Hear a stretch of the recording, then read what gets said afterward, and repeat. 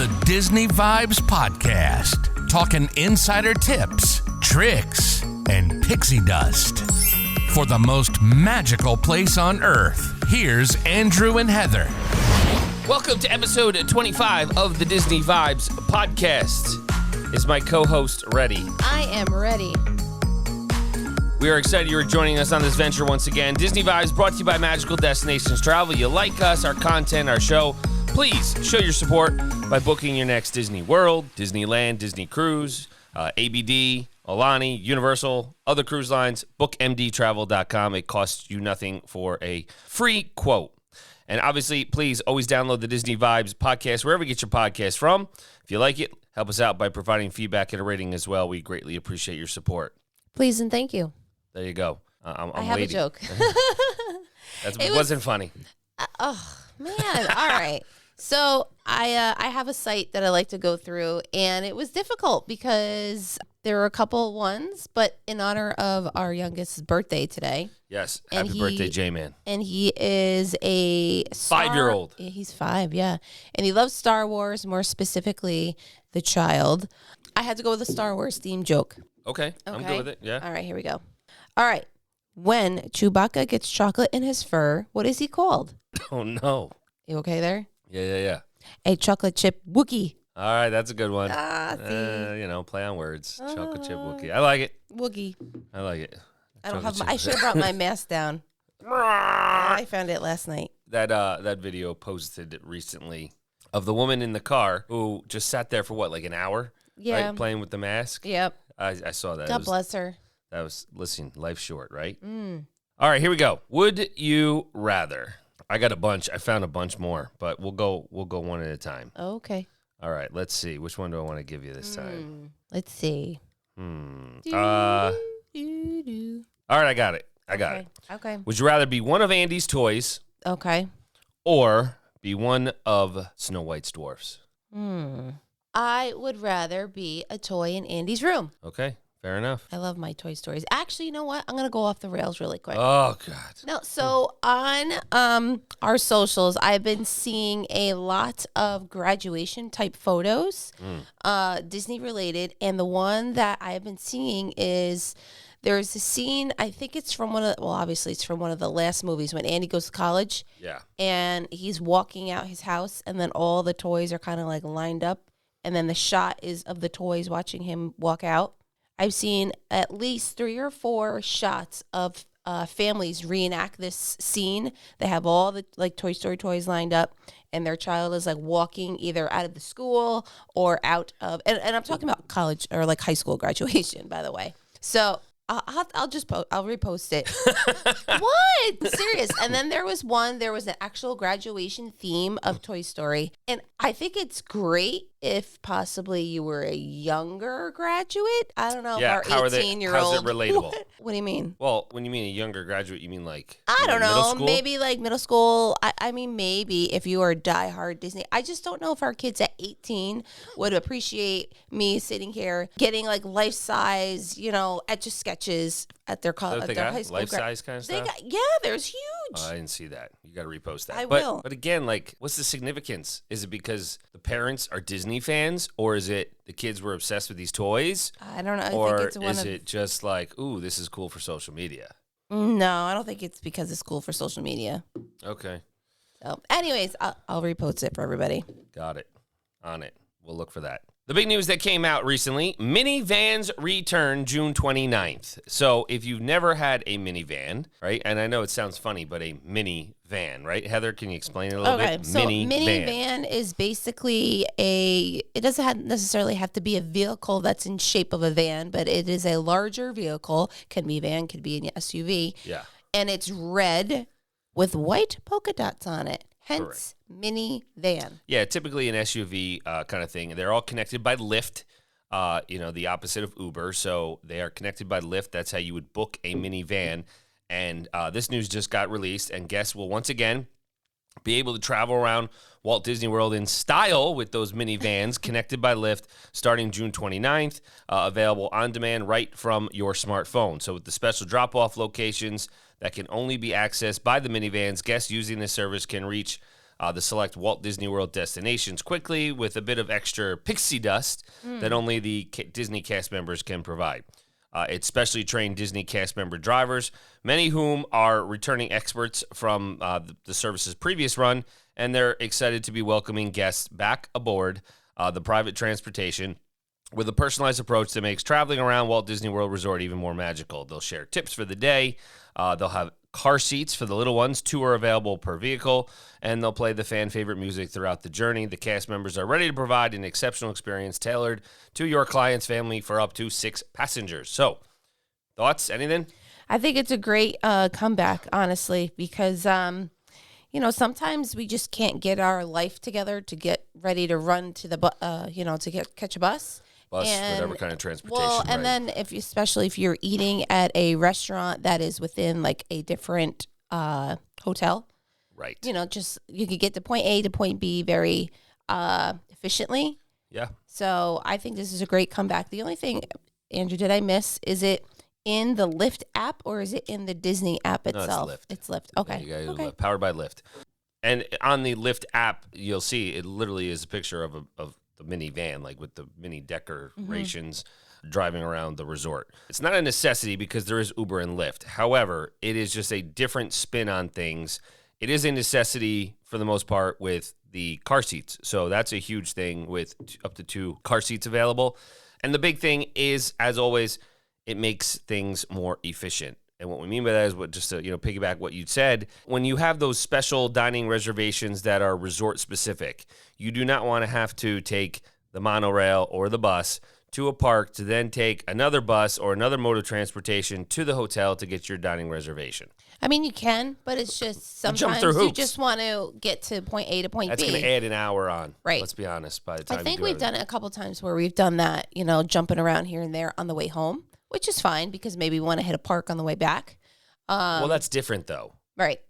This is like one way, like, okay, I'm staying at Beach Club and I'm going to Ohana. Yeah.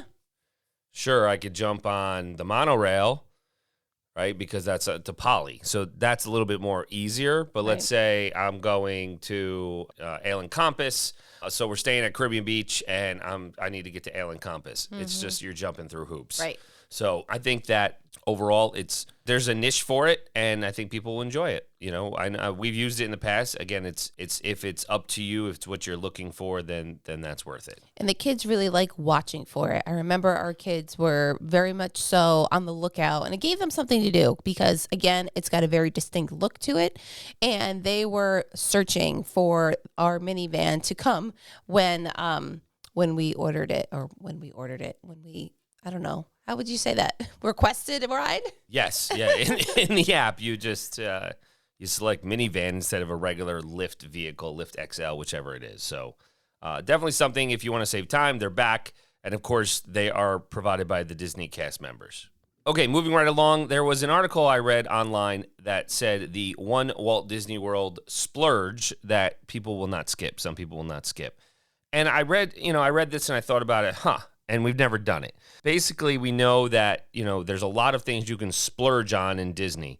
However, and I understand this perspective, I was trying to say, okay, we've never done it. I'm not against it, but I don't know if it'd be valuable. The reason why I say that is because they talk about the Disney's Memory Maker. So for those who aren't familiar, Disney's Memory Maker is where they take all the photos for you. And the cost is typically, if you book it ahead of time, it's like $169. If it's when you get there, it's $199. So I guess the question is, depending upon the length of stay, maybe divide that by your number of days, is it worth it to have the special photos? I think there's a lot of factors. You are raising your hand again. Yes. Okay. Because speak. I have a thought. So this is a one-time fee per family, not per person. Correct. Okay. Yes. Just that to is clarify accurate. there. Right. So everybody's paying extra for individual lightning lanes and Genie Plus and so on and so forth. But is it worth it to have those special photos with those Disney photo, I don't want to say people, but right. Well, or the special ones where you can hold Tinkerbell in your hand, like they have all those special backdrops and everything. I guess it could be worth it. This article was very interesting, just kind of piqued my interest. So, we'd love to hear. Do you think it's worth it, the Memory Maker? you get all the ride photos then. Mm. I guess I can see the advantage of it with how many ride photos you could get, as well as is it worth it in the sense, am I going to be running around trying to get my photo taken all the time, saying, am I getting my value for this instead of, just taking the photo with our phones? And the phones have come so far. Right. Well, that's what I wanted to point out is that Disney will, if you, want to get your picture in front of the castle and you want to use one of the photographers, they will snap your photo with their camera, but then they will also take your cell phone and take your photo. So that was always one of the reasons why we never really went into it, because there are some places, I can't think of any off the top of my head, but like some that will not allow you to take photos with your phone. Correct, but not Disney related. No, I understand that, but did they through the pandemic? Yes, they did. They did last year. I don't remember if they did last year. That's why I wasn't sure. Because I remember always wiping my phone down. Okay. Perspective. Yes. So, anyways, that's always been one of the reasons why we never, I don't want to say splurged, but we never invested in it because we always thought we, use our cell phone. But I think, Andrew, we're going to have to just... And cell phones have come a far way. I mean, they really have. Right. And I think we're just going to have to do it this trip coming up just to, give everybody our honest feedback and see, whether or not those pictures with holding, Tinkerbell in whatever our it is. hands. I understand the splurge. And if this is your, I don't want to say once in a lifetime, but you go to Disney twice, you want to get those photos, those family memories. And this article did go into it, and we'll post a link as far as they're priceless memories. And that's the reason why a lot of people go to Disney as much, because there is nothing better than the sheer joy of excitement on kids' faces as a parent that, Disney is a vacation, but you're also running around crazy. But again, it's that sheer joy for your children, those memories. I mean, our kids, it's just ingrained in them. They love it. And it makes my heart smile, put it that way. But I don't know. I don't want to have to say, let me go run and get a picture here. And I don't think we would do that. But there are people who may be like, this is a lot of, because the times have changed with, everybody's financial situation. So, yeah, I could just take a photo. So it could be different for everybody as far as perspective. But I thought it was an interesting thing to discuss in regards to something that you could splurge that you would not skip. So, yeah, let us know your thoughts. What, if you've used Memory Maker, if you thought it was valuable, if you use it every time, or if you used it once, never use it again. Just give us some thoughts, right? Yes, teach us the ways. Okay, live entertainment from Animal Kingdom, including Finding Nemo, is coming back. The Big Blue and Beyond will be making its debut June 13th at Animal Kingdom. And they announced the more live entertainment will be returning in the coming months. So we know that Finding Nemo, the musical, has been updated and has a brand new name called The Big Blue and Beyond. While they didn't share the specifics on these updates that we will see in the show, Disney did mention that the creative team behind the production will bring a whole new point of view to the familiar fate of Nemo and friends, and we're very excited to hear it's coming back. Guests will also be able to visit Mickey and Minnie at Adventures Outpost soon. That's coming back. The Festival of the Lion King will be having some updates as well at Disney's Animal Kingdom, and then those beloved tumble monkeys will be back to their acrobatic hijinks this summer, and the show's iconic birds will once again soar above the stage. Those tumble monkeys are cool. We saw them. Remember, they just jumped back to back? My gosh, you're right. Remember that? So, yep, I remember. And last but certainly not least, Disney also announced that they are shifting their focus of Disney's Kite Tales, so guests will be able to experience the show from anywhere around the Discovery River Lagoon with shorter and more frequent performances throughout the day. Yay. Yeah, because I wasn't overly thrilled and you were. I can't wait. Shorter, love it, right? And all day long, so I don't have to be there at a specific time. Nice job. I'm on board with that. We'll check it out for that reason. Very cool. Other news that came out is Princess and Frog Splash Mountain overhaul and a kind of tentative opening date. This news came out that they were overhauling the Splash Mountain attraction last year, and I would say it was met with some resistance. Yes, I remember, because I was one of those people. Yeah. Like, wait a minute! Like, I'm just hearing that when we were about to go, because I think it was right when we were going to make our go for our trip.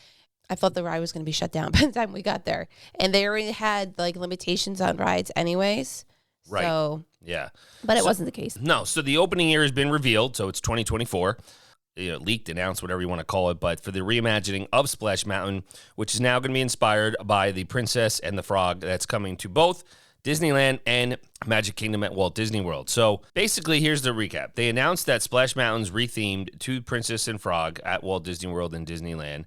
That announcement was made during the pandemic, June 2020. And of course, we had nothing else to do at that point except talk about it, right? So it's almost 2 years ago. Not much was revealed except for one piece of concept art, a vague premise of the attraction, and then, some quotes from the Imagineers and other people involved who were, designing this. So the new look attraction is going to pick up the story after the final kiss, join Princess Tiana and Louis on a musical adventure featuring some of the powerful music from the film as they prepare for their first ever Mardi Gras performance. During the celebration, guests will hear original music inspired by songs from the film. Tiana will be leading the way, and guests will be able to encounter old friends and make new ones along the way as well.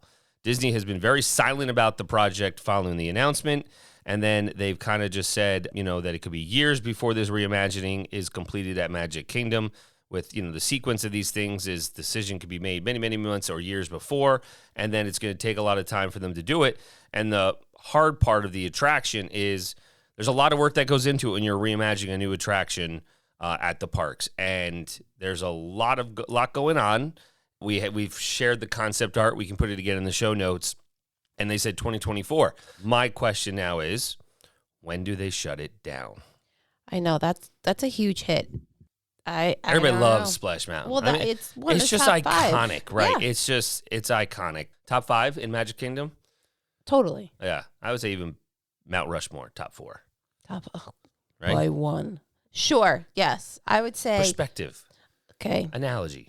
The big question is going to be, when do they shut down Splash Mountain to reimagine and do all the work? Right. Yeah, because they're going for 2024, but again. And again, this is just leaked rumors. Disney has not confirmed this yet regarding the opening date for the overhaul of Splash Mountain into a Princess and Frog attraction.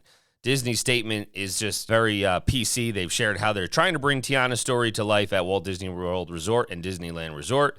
Timing has not been determined, but we look forward to sharing those details or more details during Essence Festival of Culture in New Orleans in July. So I'm assuming that when we talk to you, 4 or 5 weeks from now, in July, we may hear something. But it's been 2 years since the announcement. It's going to be at least 2 more years for it to open. We're kind of in the middle of it, so wow, I don't know. But we're big fans of the attraction. It'll be interesting to see when they're going to do it. If I had to think of a timeline, so if they're thinking 2024, they're looking to take that crowd. You're not going to get the whole crowd, but you're going to get the crowd. And once Tron's open in Magic Kingdom, for example, they're going to shift that to the other side of the park, maybe alleviate some of those crowds, and then start to work on Splash Mountain. I think it's reasonable. Depends on how much work they're going to do. I think that's really what it comes down to. Agreed. And I also think the reimagining of the theme is appropriate because not to, what's the word I'm looking for? What is the theme now? I don't know the exact. Rare Rabbit. Okay. Rare Rabbit. So we had to explain what that was to our children, which is, it's fine. Yeah. But, it's a little dated. And I know Jameson was beside himself at one point because he didn't want fox. Yes, he did not like the fox. No, he didn't like the fox. And we were with friends and our friends had to calm him down being like, it's okay. Because I think the fox at one point has the rabbit by his ears or whatever. Right, pulling him out. So animatronics that we spoke about, remember? Yes, you didn't know. As you're sitting there. I know, we got to get on video. Camera. We're definitely be getting on video soon. But I think the timing of this is appropriate for the retheming and just a matter of, I'd say, a 5-year plan. Well, it could be 5 years before it reopens. According to the announcement, it'd be 4, but we'll see. I'm still going to ride it this summer, so that's all that matters, right? I did want to mention regarding Bibbidi Boppidi Boutique and the Harmony Barbershop reopening at Walt Disney World Resort. They've announced those reopenings of both of those. Now, the big thing is, and Heather even said, she goes, I've never been to Harmony Barbershop. Well, you don't get your hair cut, and neither do I. But I'm just saying, in general, you didn't even know it existed, right? It's kind of very quiet. But it's been a mainstay of Magic Kingdom since opening day, October 1st, 1971. Harmony Barbershop is once again reopening its doors July 31st for the world's most magical haircut. Considered by many Walt Disney World fans to be a rite of passage, the cherished My First Haircut experience is making its return as stylists eagerly await their guests. So they're going to have their extra special pixie dust for the Walt Disney World 50th anniversary celebration to commemorate the special milestone with the Harmony Barbershop opening up, and those friendly stylists will polish you up for that day at Magic Kingdom. Braden doesn't like getting his haircut. We're going to skip. Maybe we should have you get a haircut. Maybe. Oh, There let's you go. do it. Let's Social do media. it. I love it. It'll be a cut above the rest, that's for sure. I can tell you that, right? No, but there's it's a limited number of reservations, and it starts. They'll be taking those in the My Disney Experience app starting June 28th, so you can do that. The big thing that we always talk about is in regards to Bippity Boppity Boutique, located in the Magic Kingdom, Disney Springs, Disney's Grand Floridian has one. The reopening of that has been a question for a lot of people, families, clients who want to get their kids that royal makeover before they age out of the experience. So Bippity Boppity Boutique will begin reopening its doors for those royal transformations later this year. We do not have the date yet. We're not sure exactly when Bippity Boppity Boutique will reopen, but they just said later this year, so we don't know specific for them yet. Could be, I'm hoping it's summer for people, but again, we're not exactly sure yet. So stay tuned for Bippity Boppity Boutique news. As soon as we know the exact opening date, we will let you know so you can book that, because those reservations do go fast. They do. So just a little fun fact, the Bippity Boppity Boutiques are also on the Disney Cruise Lines. Correct. So that's yes. actually where Sophia's had her fix of that. It was super cute. It is. You got to do it once. Yeah, like you said, before for you age sure. out of the experience, totally agreed. Right. We did it. She would do it again, but it's not really whatever. Yeah, no, she's past that. Yeah, she's more about her Loungefly backpacks, the collection. All right, so this week we wanted to discuss a little bit more about Epcot, because everybody's been focused on Guardians of the Galaxy. So we want to talk best Epcot attractions and kind of a ride guide. So pros and cons of the different rides and shows, must-dos, and more. So if you're visiting Walt Disney World, kind of want to give you a little roadmap, right, to know which attractions to prioritize, and if your lack of time, you don't have enough time, what to skip. So we're going to talk everything from the front of the park to World Showcase, right? If you're unfamiliar of Epcot's layout, the front of the park is where a lot of the attractions are. I mean, and we know Epcot is going into that whole reimagination, redesign right now, and then World Showcase is in the back. Okay, as we talk about this, Guardians of the Galaxy Cosmic Rewind has opened. We know that. So the park is still in the middle of that transformation. They are getting lots of additions for during the Walt Disney World's 50th anniversary, and Epcot is continuing to evolve and improve. So they are in transition, but we definitely want to talk about the overall headliners versus less popular attractions that maybe people overlook, but they're definitely something to check out. Kind of like hidden gems, right, Heather? I mean, that's kind of I the way. agree. I mean, you could spend an entire day wandering around Epcot. It's huge, and not doing any of the attractions. Right. Well, I mean, yes, I was just going to say, depending on how young your kids are. So. Correct. Right. I mean, but they are starting to improve the number of attractions there, overall. But if you have a full day to spend, we're going to talk about the attractions, the order of attractions for which you want to go on, depending upon, obviously, if a day's busier, some are busier than others, and so on and so forth. With all that in mind, let's go through the attractions, go to the front of the park, and then what used to be Future World and is now World Celebration, Nature, and Discovery, and then we'll get on to World Showcase. Good? Sound great. All right, so first and foremost, you definitely want to hit up Guardians of the Galaxy Cosmic Rewind if you can. It's a family-friendly roller coaster. I'm not going to go into details. We've done that enough, right, Heather? So the storytelling coaster is something you want to check out.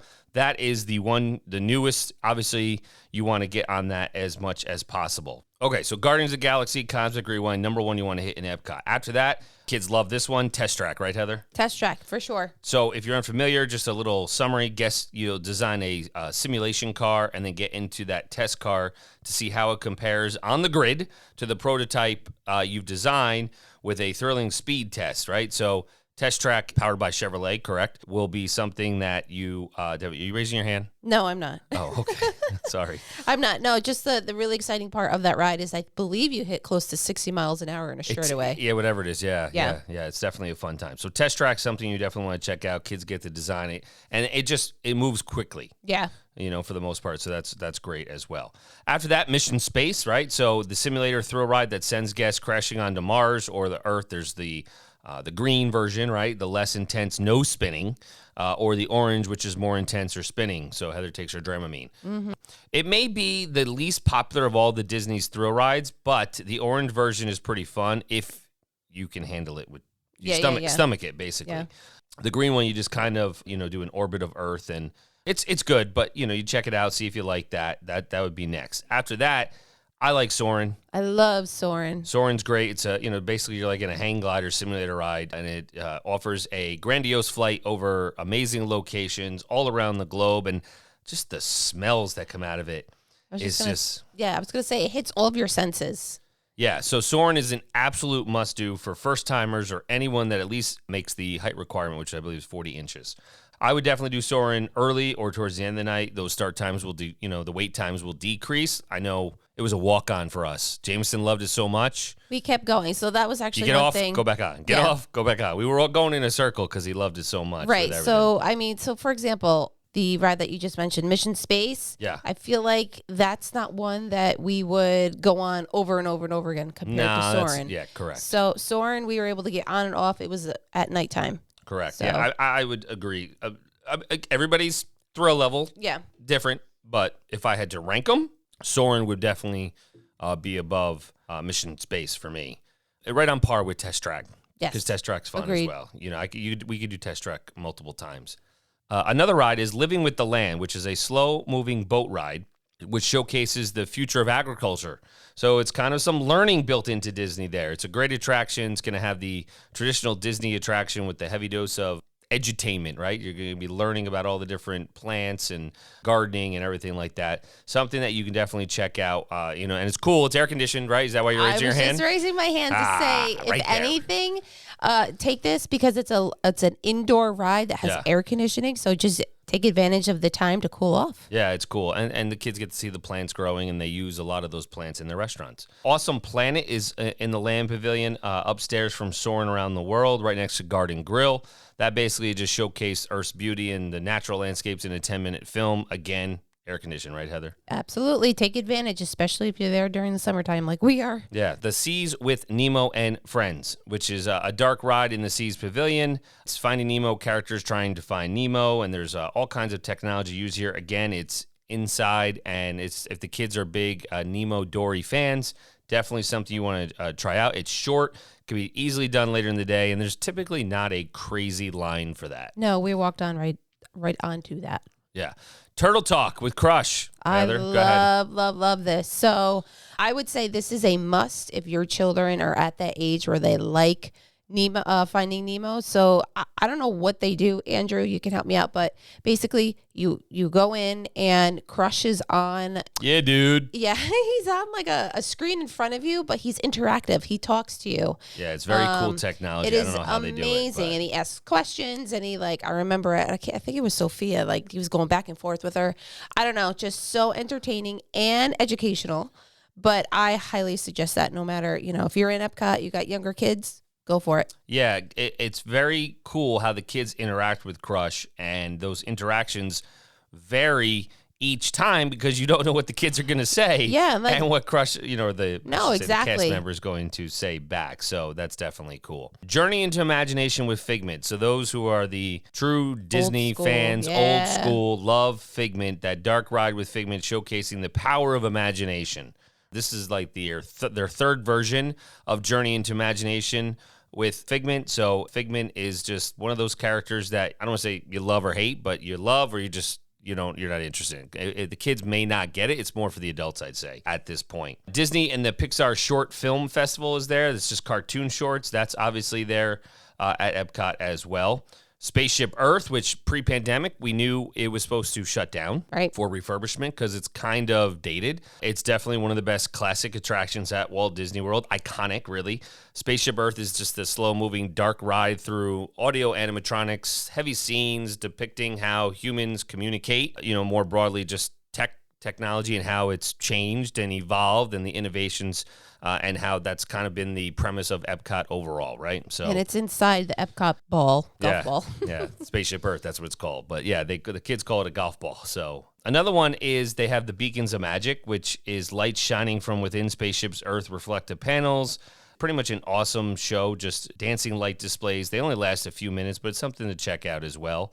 And then we know we have Remy's. So again, as the park continues to evolve, Remy's Ratatouille Adventures there, which is that trackless dark ride that's been open since the kickoff of the 50th anniversary in the France Pavilion. If you like the movie, I'm assuming you're going to like the ride. We have not been able to experience it yet.